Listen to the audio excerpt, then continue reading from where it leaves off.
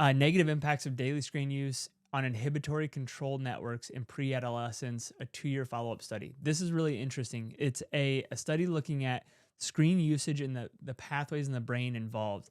And I'm gonna just go through this really quickly here, just kind of the high level stuff, but then I'm going to explain why it can play into all these things. So, found that daily screen use affects our reward sensitivity on development of inhibitory control systems. So it affects not only our reward networks, but also our inhibitory control systems.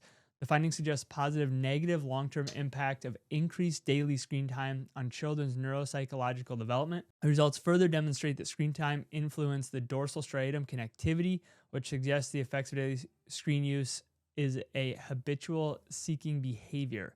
The study provides neural and behavioral evidence for the negative impact of daily screen use. So, what they found was that it affected our frontostriatal pathways in our inhibitory networks in our dorsal striatum, which simply means that when these networks are not functioning well, we can't create impulse control, we can't create attention, we can't.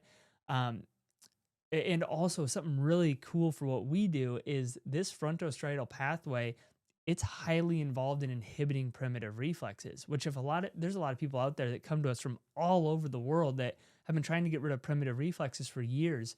And one thing that they often fail to recognize is this use of an electronic constantly is not going to allow that frontal striatal pathway to come down and inhibit these reflexes, because you may have learned through other systems or whatever that these reflexes, you have to do this exercise thousands of times to integrate the reflex. That's not at all how it works. Actually, what happens is as our brain starts to develop and as it starts functioning more efficiently, these frontal striatal pathways come in and inhibit these reflexes.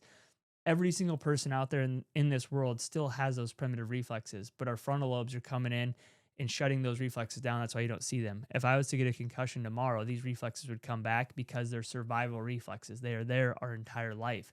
But my brain is usually functioning well enough to inhibit those. That's also why as an elderly person degenerates or has Alzheimer's or their brain starts to lose its function, a lot of these reflexes start coming back, and that's well known in the research. And so, if your kid is chronically is on electronic all the time, basically what they're doing is they're causing the areas of the brain that shut down these reflexes to not function appropriately, and therefore, no matter you can do all these exercises you want, but unless that changes, their primitive reflexes aren't going to go away. So that's really important. But also, their attentional abilities aren't going to be there. Their impulse control isn't going to be there. And also, they're basically training their brain to focus for a short period of time and get a hit of dopamine or activate that reward system, which is not at all how we function in everyday life.